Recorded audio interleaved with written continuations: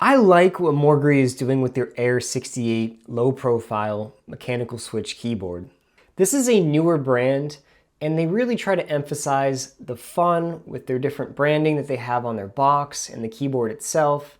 The design of the keyboard is extremely fun and unique. The minor details that this company is focusing on, like packaging, is stellar. All of this being considered, at an $83 price tag with a discount code that I have linked below, is a pretty dang good deal in my opinion for a premium style, low profile keyboard. Now this keyboard absolutely has some quirks, so let's dive in and learn more about this keyboard here today. Hi everybody, I'm Blex. Morgrie did send me the Air 68, but I have no obligation to them other than to produce a long format review of my own opinion. And if you'd like to purchase this keyboard, I do have an affiliate link down below with the discount code BLEX that can get you $6 off your order of this keyboard. The Morgrie Air 68 is unique. That's what they're going for. This brand, I'm really interested in what they work on next and how they progress from here. It's not a brand that I was very familiar with up until recently, but I love what they're doing with the Air 68. This has extremely solid construction. It's of course a low profile, thin mechanical keyboard. It comes with linear switches from Kahil, all at a price point that is extremely accessible. I think previously the Lofrees and NuPhys were sort of those gateway keyboards that had a price point that is significantly higher than where this starts. This keyboard comes in two color options. You'll see the gray version here today. They also have a white version. I love how this keyboard has these orange accents and they have the Morgrie branding here in the top right hand corner. This does not have full RGB support, but it does have some indicators for things like cap lock and the different wireless and wired connection options. On that note, it does support 3 different options for connecting this keyboard: standard Bluetooth, a wired USB-C, or 2.4 gigahertz dongle support, all of which work great out of the box. This keyboard does support QMK and VIA support, which is fantastic. That way you can remap and make macros. This keyboard only comes in the 68% layout. This is sort of the new hot layout in the premium keyboard space. That means you're not going to be getting a number pad or a function row up here. I think it's very practical. I think we're realizing as we use keyboards more and more, we don't need as many keys as we thought we did. That 109 layout is less necessary, and it looks better on your desk when it's taking up less space. This keyboard is striking. I think one thing that always jumps out to me and people who've seen it is the reverse imprinted keycaps. These keycaps are, instead of being dimpled down, are dimpled up. So you have this interesting look and feel where it's almost like a Lego block type feel to this. I like how this looks. And I was very concerned before I got this on how I'd be able to type on this. I didn't find too many issues. It took me about 20 minutes to get used to how this is structured, and it's been fine. It's been almost no extra brain capacity to use these kind of keycaps. I will mention though, these keycaps feel very thin to me, sort of this light ABS plastic. I would maybe want to see those upgraded in a future version to be something a little bit thicker, and that would also help with the sound a bit more. On the note of the sound, let's dive into that here. This keyboard comes with 50 gram force linear Kahil switches, no matter the color option, and there's no other alternatives. That's what you get in this keyboard.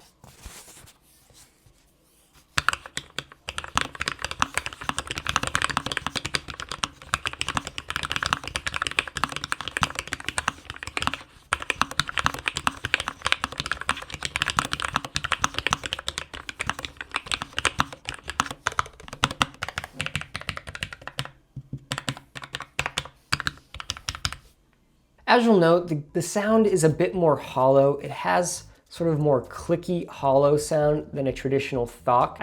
It doesn't give me that premium keyboard sound that you would get from something like Lofree, but I will caveat that this is an $83 keyboard, not a $190, $200 keyboard. That's a massive difference in price, and if you like this sound and you like this design, then that's worth the trade-off for most people.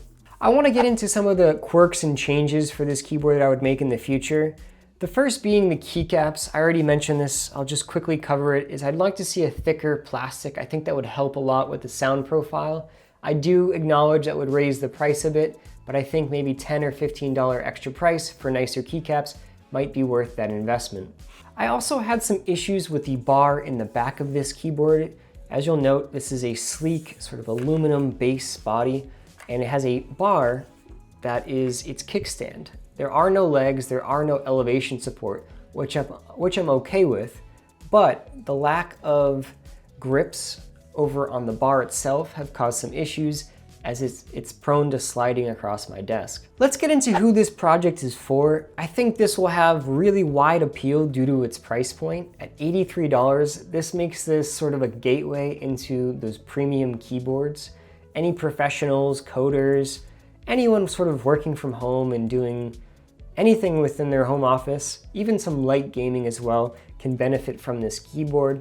I will caution, due to the sliding that I'm experiencing with this bar, it's hard to recommend this for anything in sort of that moderate to heavy gaming space. This is gonna really land with the big segment of people who prefer this look and feel.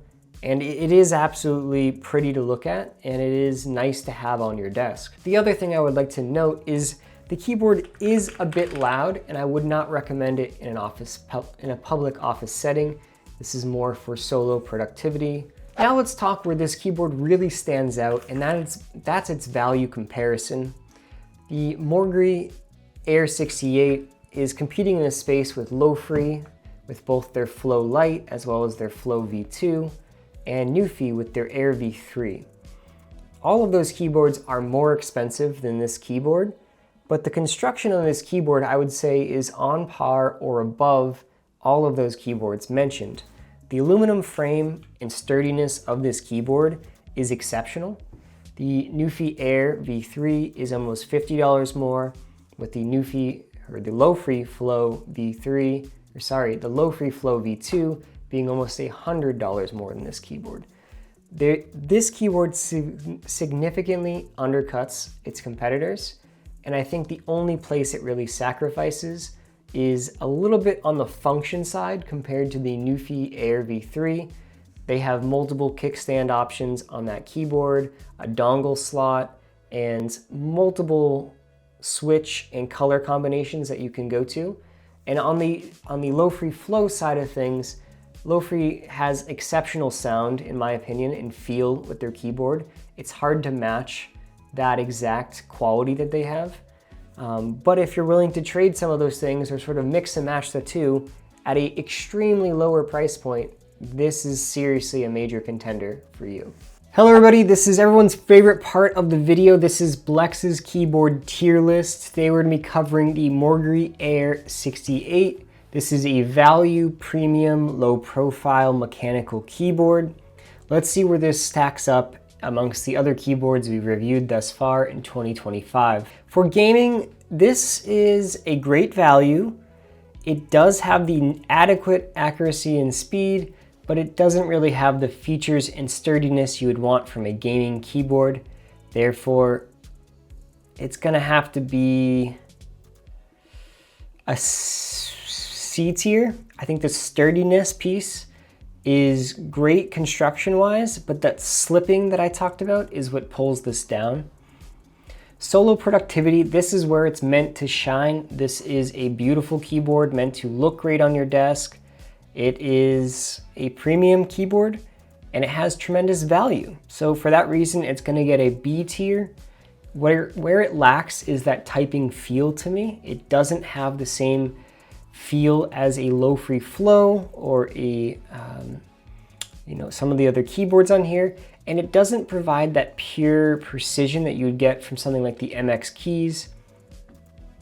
And I'm maybe wanting to revisit the ranking of my A tier for these two, but I already made my decision. Lastly, for office travel productivity, this keyboard is going to have to be in the C tier for me. It's actually quite heavy. It is small at a 68% keyboard, but it's too heavy and it's a little bit too loud for an office setting, in my opinion, and therefore it's not going to make the mark and go to that B tier. Thank you guys all for watching. If you want to see more, please stay tuned and subscribe.